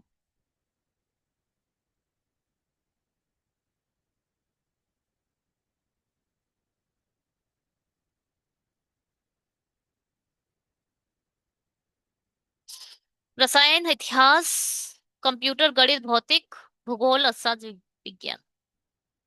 अरे, इसका स्क्रीनशॉट लीजिए और बनाइए। इसका स्क्रीनशॉट लीजिए और बनाइए। हम इसे ट्राई करते हैं। There is a 5 person who have a different weight. 1, 2, 3, 4, 5. M weights more than only a two पर। देखो भाई, M का सिर्फ दो लोगों से कम वेट है तो अपने आप दो से ज्यादा भी हो गया। M weight more than L, जो M है वो L से ज्यादा है, बट लेस देन P। ठीक है। N weight less than O, जो N है वो O से लेस देन है। Whose weight is a less than only 1 person। Whose weight मतलब जो O है ना, वो सिर्फ एक बंदे से कम भारी है, वरना सबसे भारी है। इसका मतलब आपका O इधर आएगा। सिर्फ एक ये वाला बंदा है जो O से भारी है, अदरवाइज सब O से छोटे हैं, कम हल्के हैं मतलब। है ना। O आ गया। अब O से बड़ा आपका N है तो आप N इधर रख सकते हो। N weight is 45। क्या? N weight is a less than oh, अच्छा अच्छा। जो एन का जो वेट है वो लेस देन है ओ से, तो हमने इसे गलत पढ़ लिया, इसे हटाओ।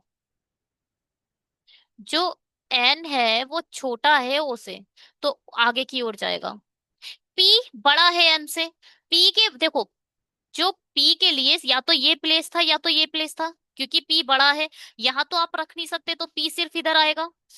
यहाँ पर एल भी आ सकता है, यहाँ भी एल आ सकता है, और यहाँ एन भी आ सकता है, और यहाँ एन भी आ सकता है। जहां भी एन आएगा हमें ये पता है एन 45 का होगा। अ, हाँ, इसकी दो कंडीशन है। इन्होंने लेस स्लैश करके नहीं लिखा है, पीडीएफ में हमने नहीं लिखा है स्लैश करके, ठीक है। आपको दो तरीके से आप इस बात को कह सकते हो। क्या? या तो पी सबसे पहले आ जाए, फिर ओ आ जाए, फिर एम आ जाए, फिर एल आ जाए, या फिर एन आ जाए, जो कि ये है। या फिर एल को इधर ले जाओ, एन को, और एल को इधर ले जाओ, जो कि ये है। अच्छा, ये देखो, ये एक कहानी है।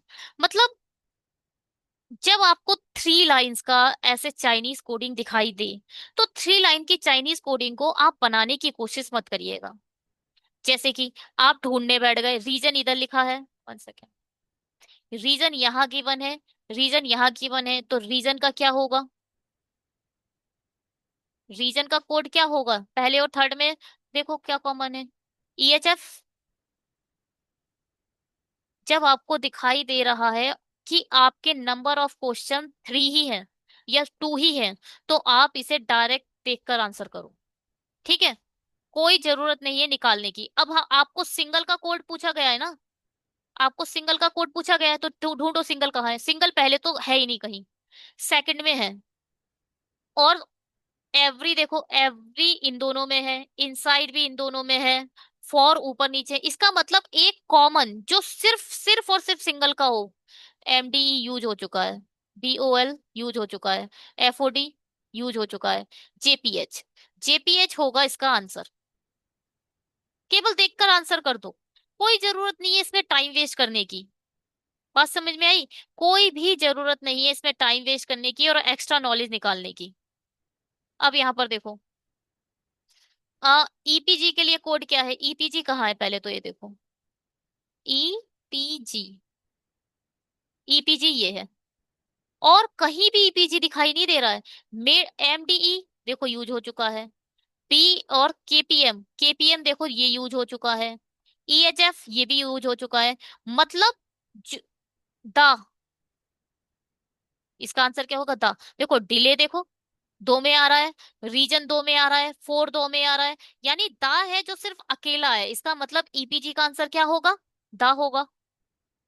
आप इसे देख कर भी आंसर कर सकते हो, टाइम वेस्ट करने की कोई जरूरत नहीं है। आप देख कर आंसर करो जब आप कर सकते हो तो। ठीक है। मेरा तो यही मानना है, वरना निकालने के तो हैं तरीके जो कि आपको सीख लेने चाहिए।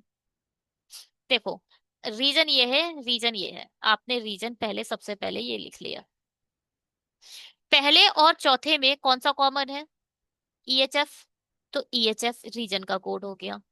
फॉर पहले और दूसरे में भी है। तो फॉर के लिए क्या कोड हो जाएगा? केपीएम। तो आप इसे कैसे लिखोगे?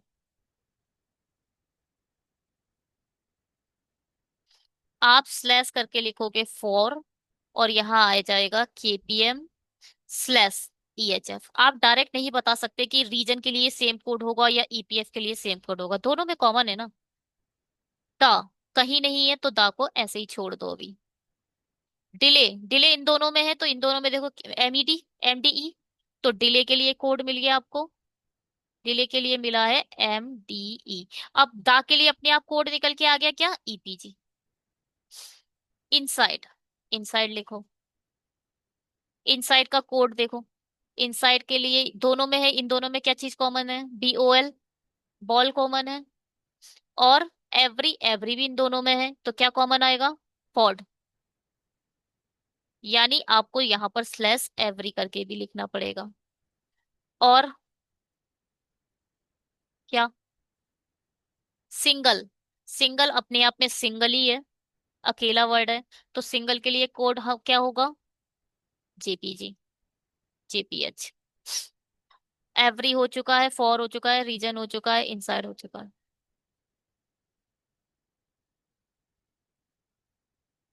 अब ये इनसाइड के लिए कोड पूछ रहे हैं, आप इनसाइड के लिए बोल और फोर्ड, बोल और फोर्ड दोनों आ रहे हैं, तो सीएनडी आएगा इसका आंसर। है ना, आप कैन नॉट बी डिटरमाइन, आप नहीं बता सकते पर्टिकुलर क्या आंसर होगा। तो इसका आंसर क्या होगा? सीएनडी होगा। चलिए जी, बढ़िया है। अब क्या? इसका एक और तरीका होता है सॉल्व करने का। देखिए, हर बारी में हमें एक चीज बतानी पड़ती है, हर चीज बतानी पड़ती है, क्योंकि हर वीडियो में एक यूनिक यूजर आता है। वो यूनिक यूजर आपके पुराने वीडियोस नहीं देखा होता, तो वो तो हमारे लिए एक नया ही है। इसलिए हर वीडियो में स्टार्टिंग का कुछ टाइम वेस्ट कर कर उस पर्टिकुलर यूजर के लिए देना पड़ता है। हर एक वीडियो पे एक नया सब्सक्राइबर आता है, मतलब वो एक नया यूजर है, नया सब्सक्राइबर है। जो पुराने लोग हैं उन्हें स्किप करके आगे बढ़ जाना चाहिए। जो यूनिक यूजर है वो तो सुनेगा ही, इंपॉर्टेंट चीज बताई जाती है स्टार्टिंग में, तो सुननी भी चाहिए। चलिए, आप पहले, हम सबसे पहले जितने भी लैंग्वेज गिवन है उसको लिख लेंगे। Reason for the delay.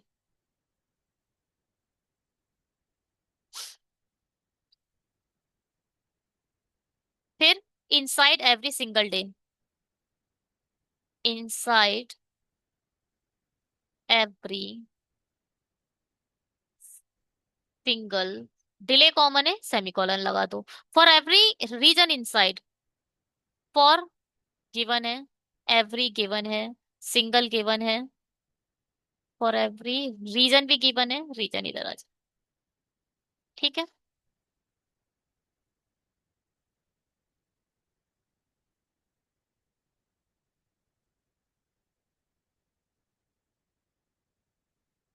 हमने एक मेथड देख लिया है, ये दूसरा मेथड है जो हम सीख रहे हैं। ठीक है।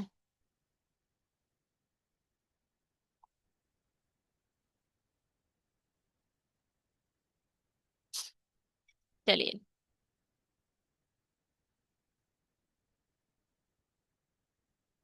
अब इसे लिखते हैं कोड को। EPG made KPM ईएचएफ।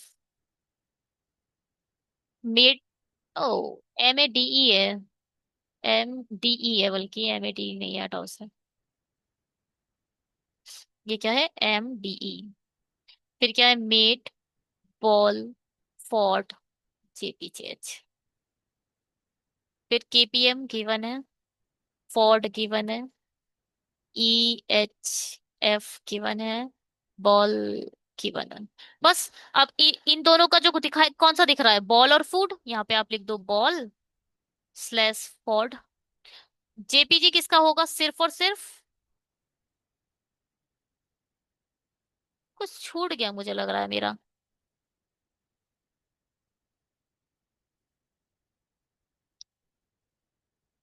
छोड़ दिया क्या? Inside every single delay.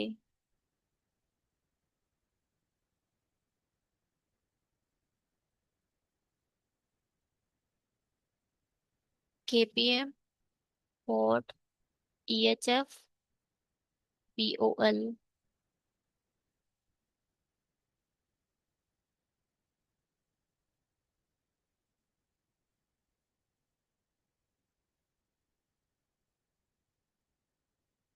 एक सेकेंड। ये सिंगल, ये मैंने कॉलम क्यों बनाया सिंगल के लिए? ये गलत लगाया है ये वाला। 1 सेकेंड। सिंगल तो आया ही नहीं है ना 2 बार। तो यहाँ पर ये इनसाइड के नीचे आएगा। इनसाइड के नीचे आएगा ना ये। इनसाइड लास्ट में भी है। हाँ। तो ये जो बॉल है ये गलत लिखा है आपने। ये इन दोनों के लिए आएगा। बॉल स्लैश फॉर्ड। जो सिंगल के लिए आएगा JPH। और ये दोनों किसके लिए आएंगे? ये यहाँ पर आएगा कौन? KPH/EHF। कैसे डिसाइड हो रहा है? देखो, पहला और कॉलन कहाँ पर लगे? तीसरे में। पहले और तीसरे में कॉलन इन दोनों में है तो इन सी में ही होता है। अब देखो कहीं पर भी कॉलम नहीं है तो ये वाला आ जाएगा, दा वाला, EPG। और पहले और दूसरे में कॉलन है तो सिर्फ यही वाला है, MDE। ये सेकंड मेथड है चाइनीज कोडिंग को सॉल्व करने का। ठीक है। आप ऐसे भी सॉल्व कर सकते हो। चलिए आगे बढ़ते हैं।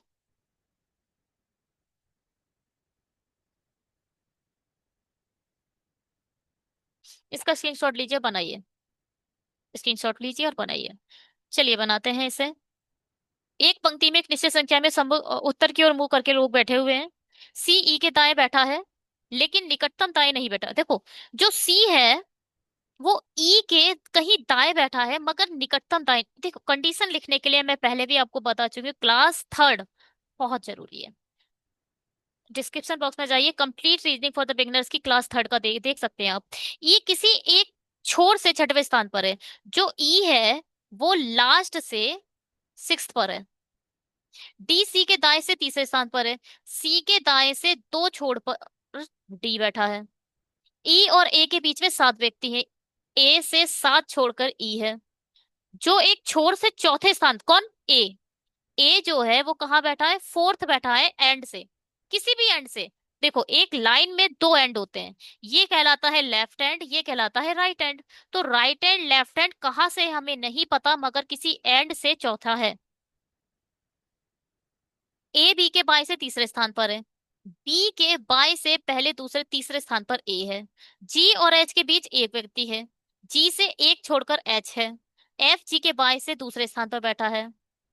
जी के बाएं से दूसरे स्थान पर बैठा है एफ, एक छोड़कर। अब देखो ध्यान से, जी से एक छोड़कर एच है, जी से एक छोड़कर एफ है। जी के लेफ्ट साइड में एफ आएगा तो इसका मतलब राइट साइड में एक छोड़कर एच बैठा। ऐसा तो नहीं है ना एफ के ऊपर बैठा दोगे? गलत हो जाएगा।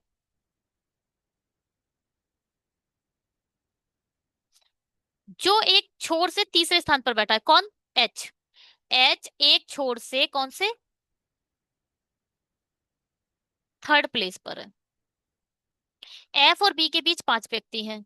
एफ से 5 छोड़कर बी है।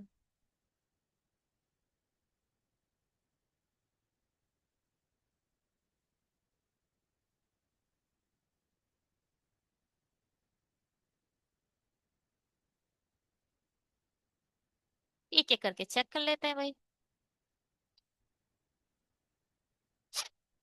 1 सेकेंड। क्लोज।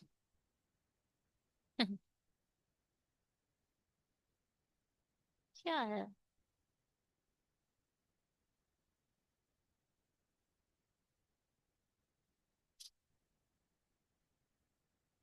एक लाइन है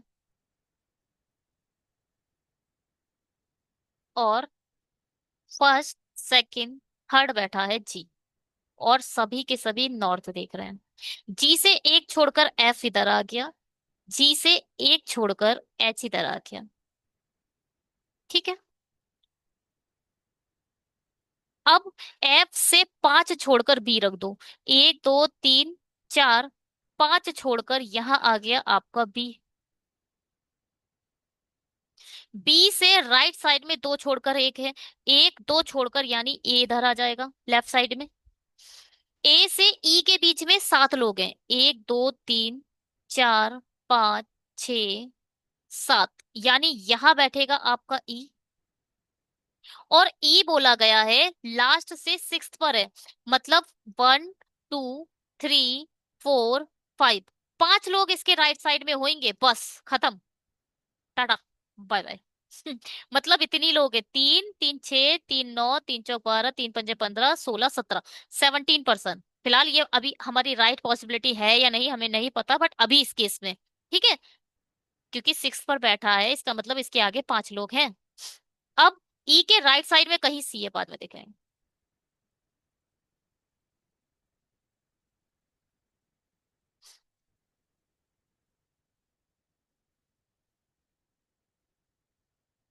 अब देखो ई के राइट साइड में सी इधर हो सकता है, इधर हो सकता है, इधर हो सकता है, इधर हो सकता है, इधर हो सकता है, यहां नहीं हो सकता। क्यों?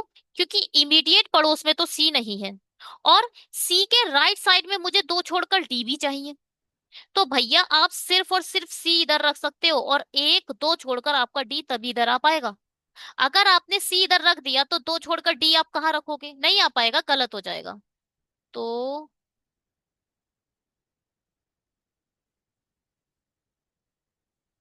आपका सी सिर्फ इधर आएगा और एक दो छोड़कर डी इधर आएगा। Puzzle solve. ठीक है।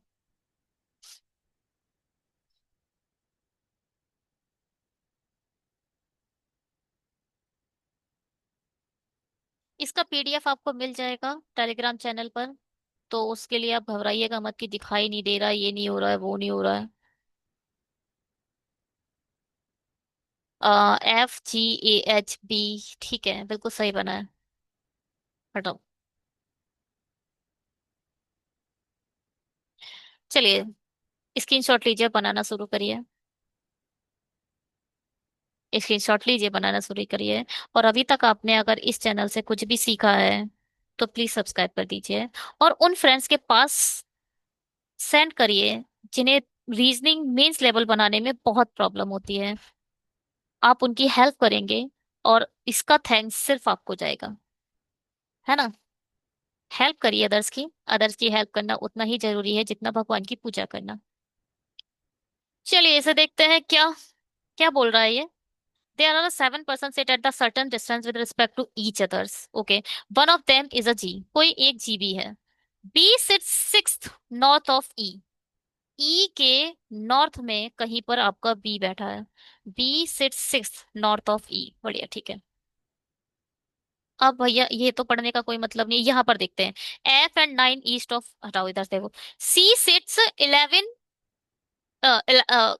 Metre south of F, and and किसको रेफर करता है, C के लिए। यहाँ C लिखो। C 9 metre east of B, 9 metre east में बैठा है किसके, B के। बहुत ऊपर बना दिया मैंने इसे, थोड़ा नीचे बनाती हूँ। E इधर आएगा, और अगर ऊपर की तरफ चला गया तो हम कहाँ बनाएंगे, B इधर आएगा, 9 इधर छोड़ के B इधर। क्या है यहाँ, कौन था, कौन। B sit 6 metre of E। अच्छा यहाँ C था, C है ये हटाओ, ज्यादा ही तेजी मिटा दिया, C इधर है। अब क्या, और क्या बोला है, C sits 11 metre south of F, south मतलब नीचे की ओर है, 11 मीटर F के। अब क्या, F sits 3 metre west the one of, west of one that the sits meets 5 metre north of D. देखो यहाँ पर जो भी, पहले तो ये साउथ में है 3 मीटर के, जो ये पर्सन है वो 5 मीटर नॉर्थ में बैठा है किसके, डी के। और क्या बचा, D sits 4 metre west of F, A, यानी यहाँ आएगा आपका ए और ये हो जाएगा 4 मीटर। तो यहाँ जो एक बंदा है वो कौन है, जी है, क्योंकि इन्होंने पहले ही बता दिया एक जी भी हमारे पास बंदा है। बस यही है। ओके। ई, बी, 9, सी, एफ, G 3 11। यहाँ आएगा D जो 4 है, ओ सॉरी 5 है, और यहाँ आएगा 4A।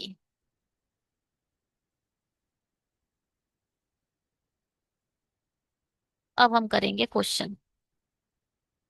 वैसे ज्यादा लिखने की जरूरत नहीं थी, यहाँ से भी दिखाई दे रहा है क्वेश्चन। चलिए क्वेश्चन करते हैं। कलर चेंज करने के बाद, ई और जी के बीच की कुल दूरी कहाँ है ई? देखो यहाँ पर कोई शॉर्ट एंड डिस्टेंस की बात नहीं करी है, it's a total distance. Total distance क्या है? 6 और 9 15, 15 और 11 26, 26 और, अरे ई और जी पूछा है ना। अच्छा एक देख चीज देखो, आप यहां से यहां तक पहले डिस्टेंस बताओ कितना बचा? 6 बचा ना। 6 5 11 होता है। और ये कितना है? ये है 3। हाँ ऊपर से जाना सही रहेगा। क्या है? 9 और 6 15, 15 और 16, 26, 26 और 3 29, 29 मीटर है। 29 मीटर होगा ये। चेक करते हैं भाई पहले। ठीक है 29 मीटर है। इसे बनाओ। अगर मैंने डिलीट कर दिया तो सभी खत्म हो जाएगा। पहले Ctrl Z कर देना चाहिए। हाँ जी। क्या बोल रहे हैं ये? What is the direction of a D with respect to B? B के रिस्पेक्ट में डी कहाँ पर है? ये है नॉर्थ, ये है साउथ, ये है ईस्ट, ये है वेस्ट। कोई भी अगर ऐसे आता है तो वो होगा north west. North east sorry. क्या होगा? North east.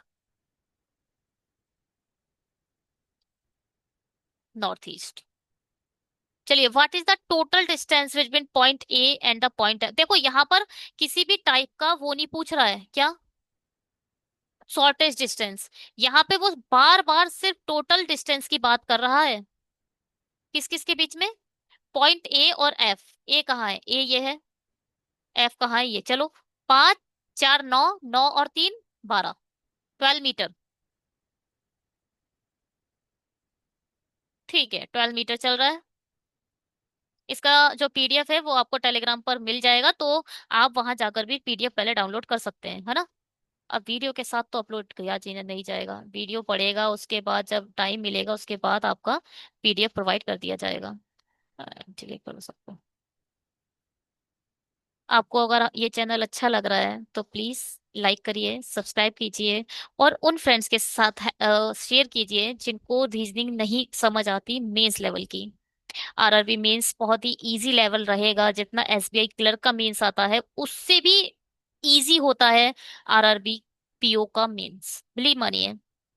और उन फ्रेंड्स की हेल्प करिए जिनको इन वीडियोस की जरूरत है, क्योंकि बहुत ये इतना बड़ा चैनल नहीं है कि सब इसको गो थ्रू कर सकें। तो ज्यादा से ज्यादा शेयर ही लोगों तक पहुंचाएंगे बैंकिंग पंडित को। अगर आप लोग को थोड़ा भी अच्छा चैनल लगा हो तो प्लीज शेयर कीजिएगा, एटलीस्ट एक सब्सक्राइबर अपने अलावा दिलवाइए। और हेल्प करिए बैंकिंग पंडित की भी और अपने उन फ्रेंड्स की भी जिनको इस वीडियोस की बहुत जरूरत है। Bye, have a great day. पढ़ते रहिए, सीखते रहिए। सीखते रहेंगे तभी जिंदा है, जिस दिन सीखना बंद कर दिया तो आप मोक्ष को प्राप्त कर चुके हैं। Bye, have a great day.